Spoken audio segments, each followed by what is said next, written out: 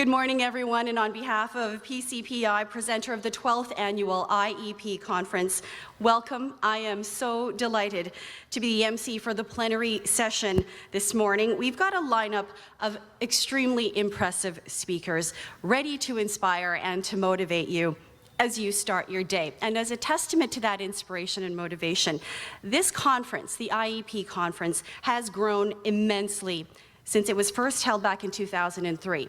With 600 delegates in attendance. This year, we have more than 1,200 IEPs registered to attend events throughout the day. Today, PCPI is pleased to mark 12 years of bringing IEPs, employers, regulatory bodies, associations, and government representatives together in a forum to share insights on trends in your specific industry, network, and obtain tips on how to achieve professional success in Canada. As we move forward, we certainly can't forget the cultural richness, the large pool of international skills and talent that our city holds, which is primed to give us a competitive edge on the global market. Now, who better to address this than His Worship Mayor John Tory? He's here with us today. John Tory, the 65th Mayor of Toronto, born and raised right here in this city, Mayor Tory has spent his career promoting and giving back to the city he loves. He has an extensive background in volunteer community service, and his community work has been widely recognized. As a lawyer, talk show host, businessman, member of provincial parliament, and leader of the official opposition at Queen's Park, and now, of course, as mayor, he has long believed that the diversity of Toronto is the greatest strength. As mayor, his focus is on bringing the city together as one Toronto, alongside tackling transit and traffic congestion. And for more information on all of that, you can go to the mayor's website and the city's website, toronto.ca/mayor. It's my honor. Please join me in welcoming Mayor John Tory.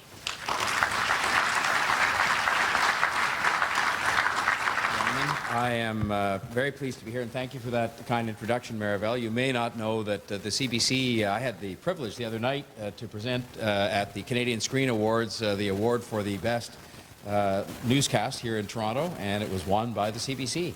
And so congratulations to that whole team. Now, yeah, indeed. For me, it was a mixed blessing, because when you're in public life, and these are people that are reporting on your doings each and every day, you think very much of the fact that the people who won would be happy, but you also think when you announced it, even though you had nothing to do with selecting the winner, that all the people whose names you didn't announce are very unhappy with you. And so that's just the way it goes. I want to just say before I start and sort of welcome you to the conference and really talk about, I'll call it an issue, a challenge that's in front of groups like this and in front of people like me. I wanted to say that when I see especially that particular rendition of O Canada, I still feel, I'm 60, almost 61 years old. I'm a father and a grandfather, and I just feel every time I see that a sense of how profoundly lucky we are to live in this country, and how profoundly lucky those kids are. But, you know, some of the work that you're going to do today will determine, you know, just how lucky they are. I mean, we're lucky by any measure, regardless of what happens in the coming time. But I think when I see that, I guess it's, I hope most of us as people who are either Canadians or people resident in Canada and becoming Canadians feel that sense of profound good fortune that we have in terms of the opportunity that we have here. And an event like this is an important part of moving us forward. Moving us forward to make sure that we can realize that full potential, perhaps not so much for ourselves, but for the young children that we saw on the screen. I want to just acknowledge the fact that the City of Toronto, and I have the privilege now of being the Mayor of the city, is a co-founder of this conference, and we continue to support the work that is done. And I want to acknowledge as well the tremendous work and the tremendous leadership shown by the Progress Career Planning Institute as the founder and presenter of this conference, and as well the Ontario Ministry of Training Colleges and Universities, who have been steadfast supporters of this important event. You know, we talk often about the fact, and I don't think people do it at all insincerely, that diversity is the strength of the city, and indeed it's the strength of this country, but I think most particularly here, this is the epicenter of diversity in the country. I was talking to the new CEO, just came here, literally had never visited our city before, of Cisco, and she's British, and she's just been in Moscow running their operations there. And she said the first thing that struck her about the city just walking down the street was how amazingly diverse the population was. And she was saying that in such a complimentary way, she could hardly believe that we had people here from every corner of the earth, and that we were here in the city, worked, and that we worked together, and that we were getting things done going forward. And you know, it is a great story. It's a great story, but all of the chapters have not yet been written. And I've been very much consistent in saying, as a private citizen and as the head of Civic Action here, which is, as you know, a city engagement organization, and the co-chair of something called Diversity, which was meant to increase the representation of so-called visible minorities in the leadership ranks of our city in every area, politics, public service, law, health, and so on, that we have to be careful that we don't wear our arm out patting ourselves on the back at how well we've done. Because it's true that I think the rest of the world are watching with a certain degree of very positive feeling about how well we have done at gathering together people from around the world and living together in a way that is peaceful and constructive and as a team. But I think if we're being honest, that's one of the reasons you're here today, we still have a lot of work to do to make sure that we don't have people in any way left out or in any way sort of on the outside looking in, because they have to become full and complete members of the team that is Toronto and that must be Toronto going forward. And when it was mentioned that I ran in the election on One Toronto, yes, that was about geography and making sure we stopped all this foolishness of having Scarborough and Etobicoke and downtown and North York fighting with each other about who got what, because that is a foolish waste of time. It's all for one and one for all. But it also meant very much the fact that there are people who have come to the city, who we invited to come to the city, who have to be fully included in all of the aspects of its life, whether it be political, cultural, economic, and otherwise, and that's a challenge and a goal that rests in front of us and one that we have to actively address going forward. I had the privilege as a volunteer, and frankly it happened the day after I lost running for mayor in 2003. I'm one of those people who doesn't sit well sort of saying, well, let's take a rest for a while or let's go sit on the beach and read a couple of books. I love to read, but I'm just not happy with that sort of assignment for more than, say, 24 hours. And so I phoned my friend, the late David Pico, who was at the time. I was one of the founders with him of Civic Action, and he was the chair. I'd had to withdraw from the board because I was in public life. And I said to him, I need something to do. And he said, fine. And he got me together with Career Bridge, which was a project that Civic Action had been instrumental in founding. And my job was to go out and recruit companies who would in turn take on skilled new Canadians to help them get an opportunity to have an internship. Many of you will be familiar with the program. And I recruited a whole bunch of companies and created a whole lot of positions. When I say I did it, I mean I convinced these companies to do it. And I can only remember the fact that as we filled those positions, the companies would phone me, the CEOs that I approached to create the opportunities, and say, gee, those people you sent us are outstanding. We've hired them all on a full-time basis because they're so good. Where did you find these people? And I said, they were right here. They just needed a chance to show what they could do and to show the skills they'd acquired and the experience they had elsewhere, and that was going to give them the sort of the springboard they needed to fulfill their own aspirations for themselves and for their family, but also to make the full and complete contribution that they wanted to make to our Canadian society here. And it's been left with me since that time that we are still not where we need to be in terms of ensuring our own success.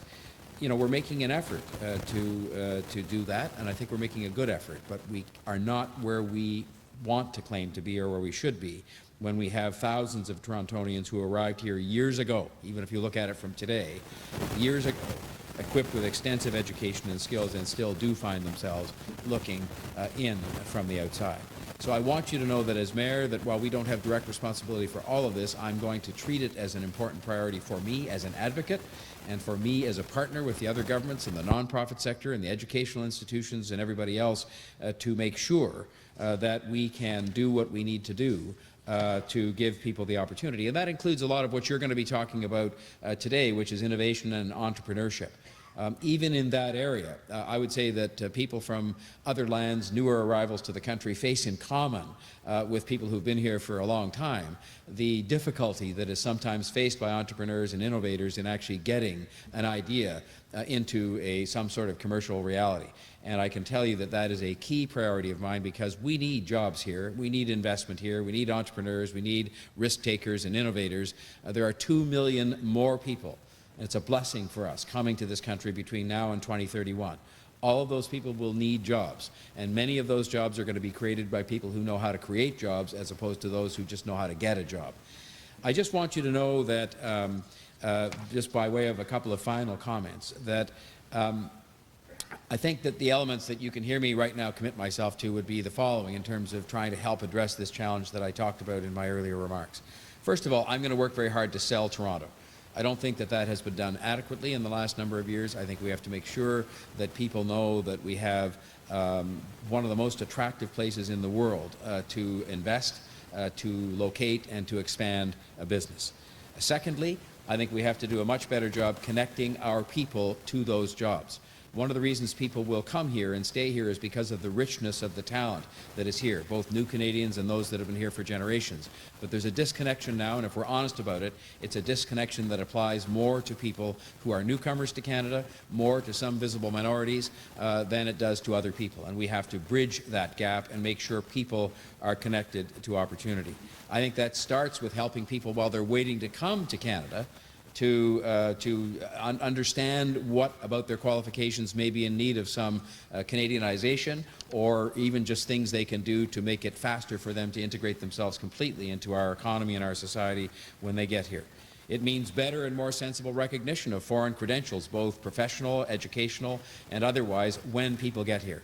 And that's going to involve an even greater effort on the part of some professions to make sure that they are creating that chance, that fair chance that newcomers are looking for. Some professions have made some efforts, and I commend them for that, but there's much more to be done.